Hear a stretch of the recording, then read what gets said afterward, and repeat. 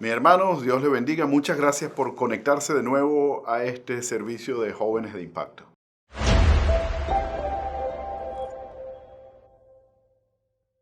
Hoy nos toca leer y estudiar Juan capítulo 6. Resulta que este capítulo es algo largo y es conocido por muchos. Yo quiero en realidad tocar el punto del final del capítulo. Al final del capítulo. Ahora, antes de llegar al final, voy a dar una especie de vista rasante de lo que ha sucedido en este capítulo. Al principio del capítulo nosotros vemos la alimentación de los 5.000. Para los que no conocen la historia, en primer lugar, la primera recomendación es la tienen que leer, Juan capítulo 6. Pero muy por encima les digo, Jesús les pregunta cómo vamos a alimentar a toda esta gente. Claro, Jesús ya sabía la respuesta. Él está haciéndole unas pruebitas ahí a sus discípulos. Y algunos decían, oye, mira, ni siquiera 200 denarios, o sea, ni con mucho dinero, nosotros vamos a poder alimentar a tanta gente, ¿qué vamos a hacer? Alguien por ahí dijo, mira, aquí hay un joven que tiene unos pececitos, unos pescaditos y unos pancitos, pero eso no va a alcanzar. Bueno, y el Señor Jesús hizo la respectiva repartición, todos ustedes conocen eso. Incluso sobró, muchas canastas de alimentos sobró después de todo eso. Y eso fue un gran milagro y una gran maravilla para mucha gente. No se explicaban cómo esto pudo haber sido posible. Después de la alimentación de los 5.000, vemos, según subtítulos de la versión Reina Valera, que a mí me gusta mucho leer esta Biblia, los apóstoles van a pasar a un lado, al otro lado del lago, del mar, perdón. Y Jesús no fue. Jesús se quedó y ellos se montan en su barco y están pasando hacia el otro lado. Y ya habían recorrido unos cuantos cientos de metros. Y de repente ven a Jesús caminando en el mar, caminando sobre el agua. Perdón, para muchos fue algo asombroso.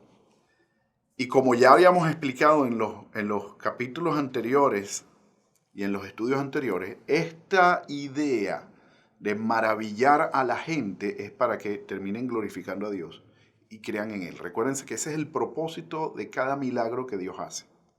El propósito de los milagros de Dios es que Él salga glorificado y la gente cree en Él. Ese es el objetivo del milagro. La sanación es un efecto secundario del milagro. El caminar en el agua es un efecto secundario. Ese no es el propósito. El propósito no es caminar en el agua al cielo. Pudo haberse desaparecido, apareció allá. No sé, pudo haber volado, pudo haber hecho lo que sea. La idea no era llegar del punto A al punto B. La idea era que lo vieran haciendo algo sobrenatural. Que la gente se maraville y entonces van a decir, este tiene que ser Dios, no queda otra. Y creen en Él. Después de caminar sobre el mar, del otro lado, por supuesto, muchos se maravillaron porque dijeron, ya va, un momento, ayer nosotros vimos este barco salir y Jesús no se montó. Hoy vemos toda esta gente aquí, 1, 2, 3, 4, 5 barcos, Jesús no se montó en ninguno y está aquí de este lado. ¿Cómo es eso posible? Entonces eso, por supuesto, se fue regando la voz, que Jesús, de alguna manera, abordó el barco sin que la gente lo viera, por supuesto. Los discípulos que estaban en el barco supieron qué fue lo que pasó. Todo este conjunto de milagros viene sucediendo desde hace unos capítulos atrás del Evangelio de Juan. Después llegamos en el versículo 22, habla que la gente buscaba a Jesucristo. Y Jesús en un punto les dice, ustedes me buscan no por las maravillas que yo hago, sino porque les gustó que yo los alimentara. Ustedes me buscan a mí por la comida que yo les puedo dar. Por supuesto, algunos salen como ofendidos de esto. Pero no es mentira. De verdad, muchas multitudes buscaban a Jesús porque Jesús los alimentaba. Ahora, el asunto de todo esto es que esa fue otra de las estrategias que Jesús utilizó. Pero no se puede quedar nada más con alimentar a la gente. la idea de alimentar a la gente es que la gente lo buscara a él y él después tener sus oídos prestos para decirle todo lo que tiene que decir. Más adelante, desde el versículo 25, vemos cómo empiezan estas conversaciones. Jesús empieza como que a hablarle a la gente. Incluso algunos estaban molestos. Algunos estaban molestos porque Jesús les estaba diciendo esas cosas. Y quiero leer, vamos a ver, desde el 25, pero voy a hacer un salto después más adelante. Imagínense, este capítulo tiene 71 versículos. En el 25 dice, y hallándole al otro lado del mar le dijeron, Rabí, ¿cuándo llegaste acá? Respondió Jesús y le dijo, de cierto os digo, que me buscáis no porque habéis visto las señales, sino porque comisteis el pan y os saciaste.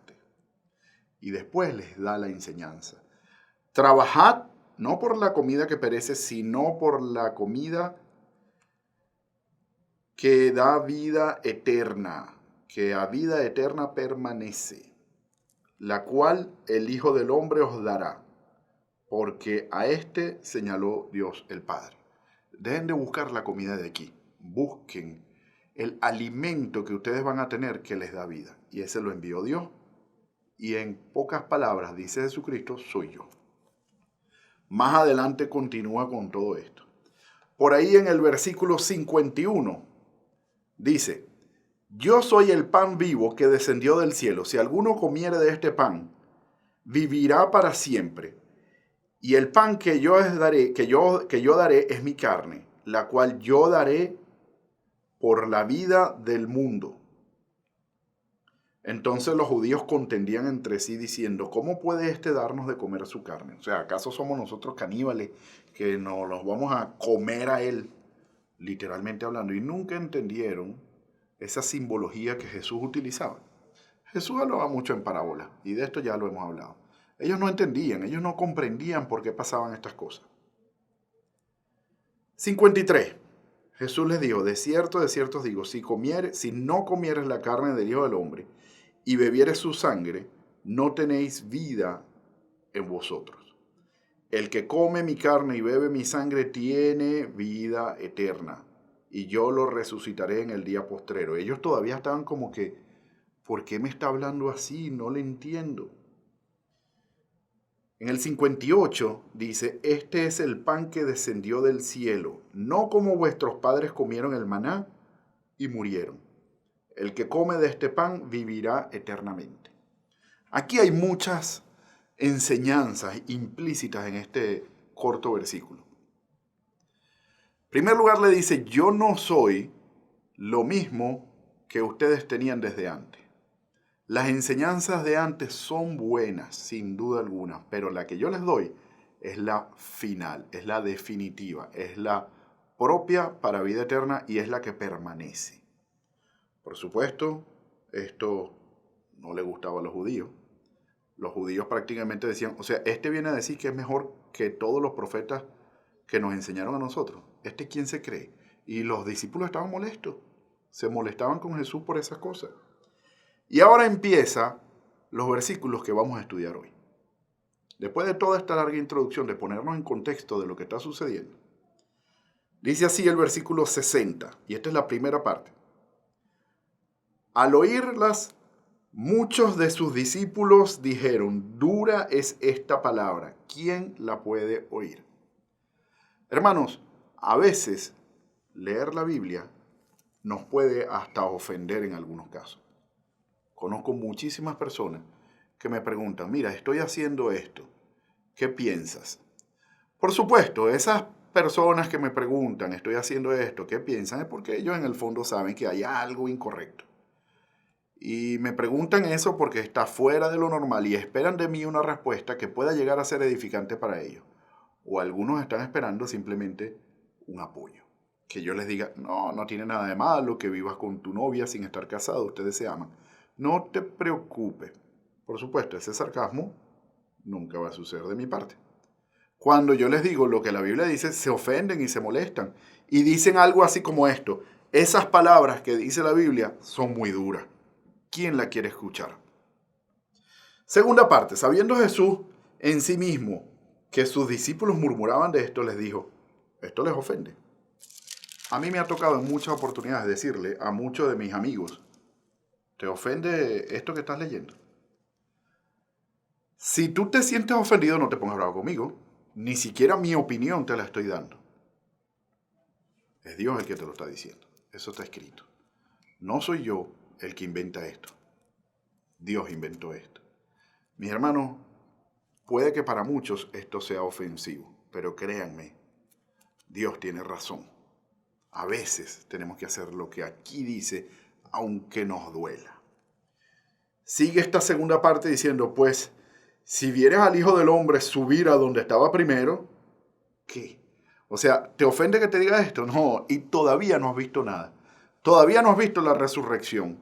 Eso sí te va a ofender. Si te ofende lo que te he dicho hasta ahora, cuando veas que Jesús muera, resucite y ascienda al cielo, ahí sí vas a decir, no, este es el colmo de los colmos, este sí se cree Dios, porque es Dios.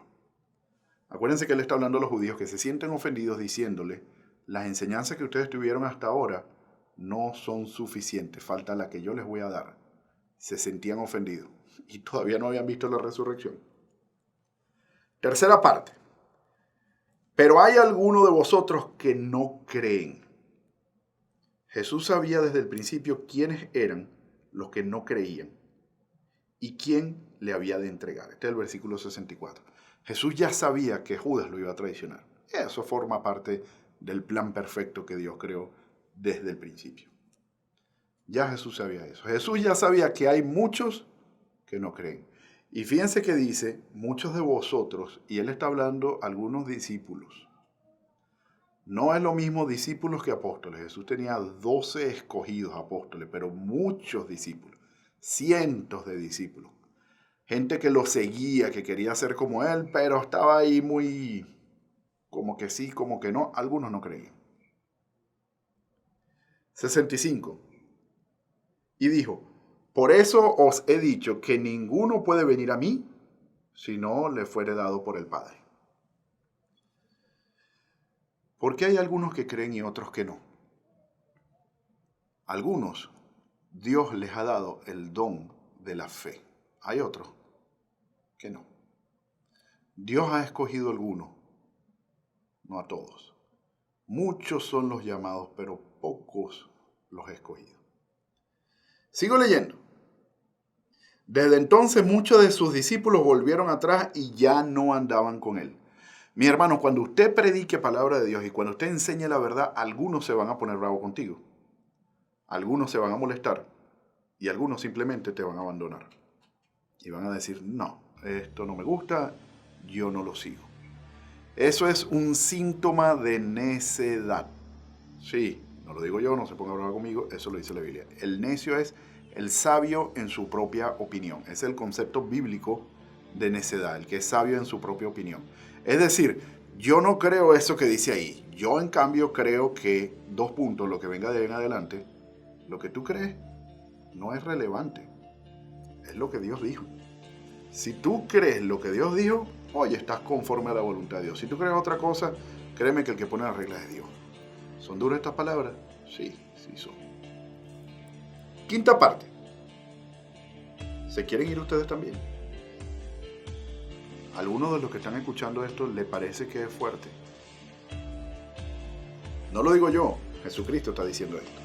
El versículo 67 dice, dijo entonces Jesús a los 12, ¿queréis acaso iros también vosotros? Ahora, en el 68, le respondió Simón Pedro, ¿a quién iremos? Tú tienes palabras de vida eterna. Y nosotros hemos creído y conocemos que tú eres el Cristo, el Hijo del Dios viviente. Vienen aconteciendo muchas cosas. Jesús viene haciendo milagros. Hay muchos que están siguiendo a Jesús porque los alimentó. Jesús hizo una obra social excelente. Pero muchos lo seguían por el interés de esa obra social. Muchos seguían a Jesús única y exclusivamente por la comida.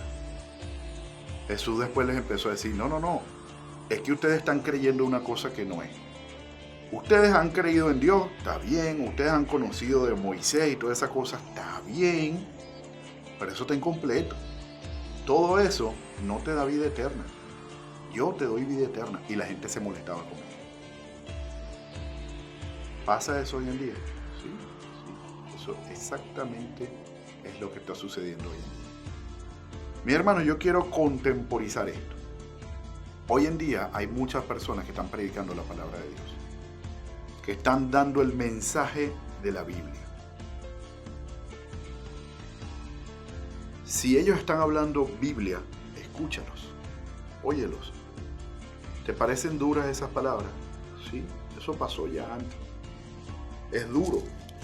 Algunos al oírlos decían qué duras son estas palabras. Sí, eso sucede hoy en día. Muchos se sienten ofendidos y todavía no han visto nada. Algunos incluso siguen, van a la iglesia, escuchan, leen Biblia, pero todavía no creen. No hay una verdadera conversión de su corazón. Todavía hay dudas y no hay una fe genuina puesta en el Hijo de Dios, que es Jesucristo.